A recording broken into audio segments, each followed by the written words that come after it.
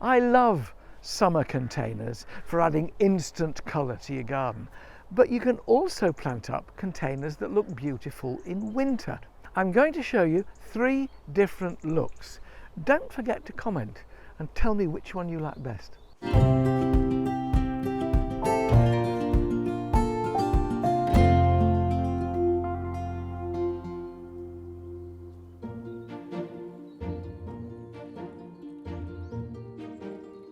First up, a sophisticated container for a city garden.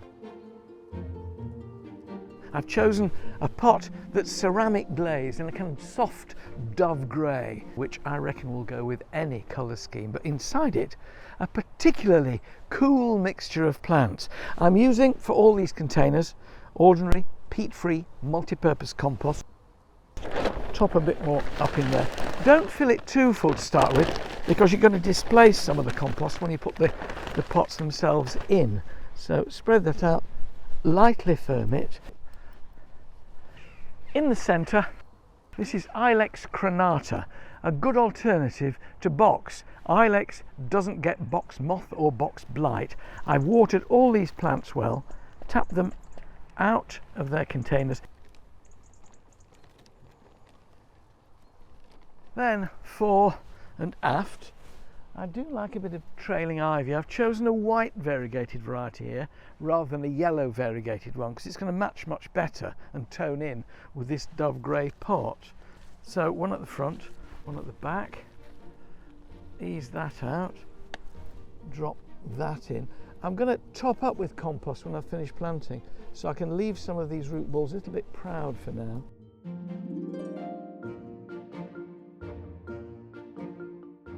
Rush it when you're doing it, just savour the moment, take your time, being creative, delightful. That one goes down there, tuck some compost around it, and then on either side cyclamen. Not totally hardy, but in a city where it's seldom frosty because of city heat, they come through the winter really well. I've got 4 of these and I'm going to put them in at either side of this ivy at the front. On either side of those 2 cyclamen, these little things. This is called Callocephalus. It always reminds me of wire netting, but it's a lovely blue-grey plant. Again, borderline hardy, so only for a city garden where it will be okay right the way through the winter, unless it gets absolutely bitterly cold. Tucking that in. Important with all these things actually not to plant them too deeply, otherwise they get too soggy at the neck, which is where the stem meets the roots. And if you just give them that little bit of lift there, it keeps them clear of the soggy bit. And then all I've got left to put in now are the other 2 cyclamens. And sometimes, you know, a smaller number of plants is more effective than dotting all different kinds of things in. Last one going in, and there we have our city container. I think that's rather nice. So we've got Ilex crenata in the middle, and ivy going down the front, just breaking up the edge of that pot. 2 cyclamen, 2 Callocephalus, 2 more cyclamen and another ivy. Do you like it? Don't decide yet. I've got 2 more to go.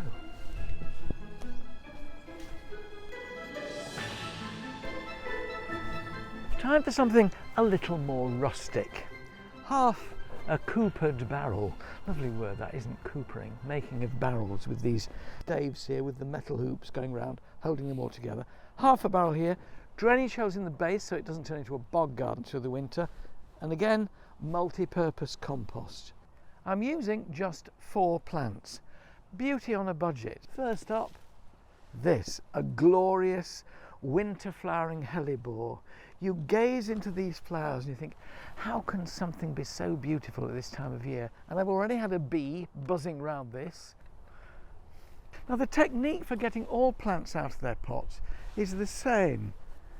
Take one hand, put it over the surface of the compost, so you're supporting that root ball. Use your heel of your hand to push the pot rim away, and then it's really firmly supported without doing any damage to that root ball. Again, planting it so that the level of compost in the root ball is level with the finished compost in the barrel. The next one to go in is this chap here. Now this is Skimmia rubella, a low growing shrub, evergreen, and these flower buds are, I reckon, even more exciting and interesting than the flowers when they open, which are sort of little white stars, but it stays in bud for weeks and weeks and weeks. If you look at this, you will see that there are actually 2 plants in here, 2 for the price of 1. Now if at the end of the winter you want to plant these out in your garden, separate them, just pull them apart so that each has a good supply of roots. I'm tucking that right down close to this hellebore ball. You see, they don't grow much in the winter, so you don't need to leave them any space to expand. At the back here, a fern. Now, not all ferns are evergreen. Some of them die down for winter. This is Dryopteris atrata, and these fronds here are going to last. So I'm going to make a hole towards the back there. It's a bit of a background plant. Don't be frightened of green in winter. It's really quite useful for showing off other colours. And alongside what's coming next, and that particular Skimmia, it will look really good. Now these are really usually quite pot bound and will take a bit of getting out. Yeah, I thought so.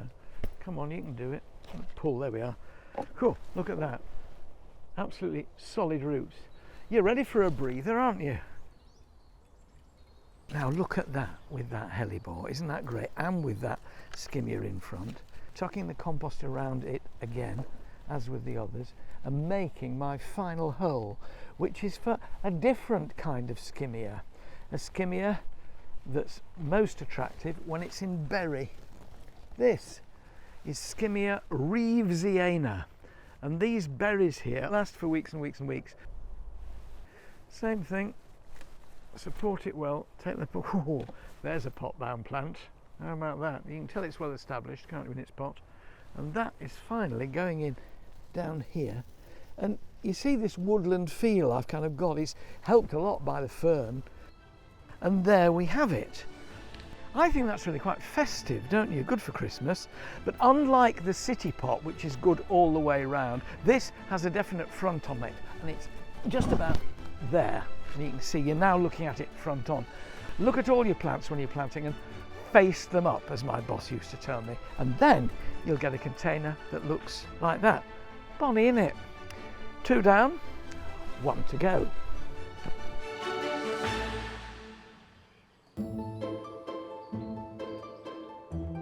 Now, before you decide which one you like best, wait and see what I'm going to do here, because here I am majoring on both winter colour and winter scent.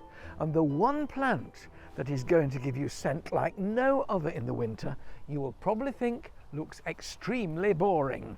This is it. This is Sarcococca, the Christmas box. And if you look at the flower buds here, these green flower buds, you'll see its potential, because when these open, they turn into white whiskery flowers. Still not much to look at, but I'm not kidding when I say the scent will stop you in your tracks. It's the most fabulous plant, should be in every garden. It's not a sort of headliner, a centerpiece, but in the corner here, it'll offer me a bit of height at one end of this trough. What's going in next? Right in front of it, back to my old friend, the trailing ivy. Now, I used a white one on the city pot. Here, I'm using a yellow variegated one. There we go. In there. Gorgeous. So that's filled that corner up and hidden the bottom of the other plant. And at the back here, a bit more colour I think we're ready for now, aren't we? These winter flowering violas are gorgeous. Little winter flowering pansies. And that I'm putting in at the back. Now you might think, oh crumbs, it's not very tall to be put in at the back. You'll see why I'm putting it at the back, because I've got something even shorter to go in front of it. In it goes, down there, compost back around it, and immediately in front of it, a bit of Yorkshire heather. The winter flowering heathers are really useful plants. During the 1960s, a bed full of heather and conifers was so in. It is now so out. But these little heathers, this one's still in bud, rosy pink in bud. In you go. Planted quite close together will give you a lovely bit of winter colour. Glorious feat of nature, really. It's like a miniature conifer, isn't it? And I'm going to pack 3 of these in front of that pansy, which I think they complement really rather well. Have you decided which one you like the most? I'm not finished here yet. Next, our old friend the hellebore, but here a white one, so often called the Christmas rose. It's not a rose at all, but it was always called the Christmas rose. A rose is a flower in the old days, and the Christmas rose, this glorious white one, will flower right the way through December and January. Loads of buds to come on this. Tip it out and lower it into the hole. On this back corner, I'm going for the fragrance again, but this time an aroma rather than a fragrance. Rosemary, a glorious evergreen, fabulous with roast lamb and other delicacies on the dining table. Just crush that foliage. Oh, it's gorgeously rosemary-like. Nothing smells like rosemary, does it? This is going to occupy this back corner. And in the foreground, another bit of ivy to match that one on the other side. Again, the yellow variegated one, picking up the colour here of the fading hellebore flowers. The last thing to go in is another heather. This is a variety of Kaluna, this is a variety of Erica. Both of them heathers, really, but flowers running right the way up those stems, and it's going in that front corner. If you're enjoying the gardening content on the channel, why not subscribe? Every week you'll find new tips, inspiration and ideas to help you transform your own garden. Just one finishing touch. These trails of ivy that are going right across the floor, you can shorten them. It will encourage them come the spring to branch out, and they're not doing any good to anybody right the way down there. So a more lateral display here, still using ivy, this time yellow variegated, to complement this hellebore here. Fragrance from the rosemary, and in a few weeks' time from this sarcococca, the Christmas botch. You'll come out of your door and think, I'm glad to be alive.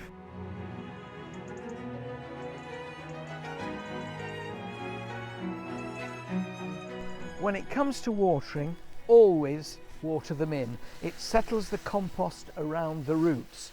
But then, winter containers don't need saturating nearly as often as those in spring and summer. Keep an eye on it, and the chances are, if it's raining every few days, you won't have to water it at all. But if you notice that the surface of the compost is getting a bit dry, give it a soak and don't go back again with the water until it dries out again. And a final thought, place your container where it can be seen through a window. That way, when the weather's rubbish, you can still enjoy it. So 3 different winter containers. The cool, sleek city container in its glazed pot. The woodland plant container in its half barrel. And here, a lateral display in a trough offering fragrance as well as colour. Which is your favourite? Comment below. If you want more gardening advice and inspiration like this, then why not subscribe to my channel? I'm posting new videos every week.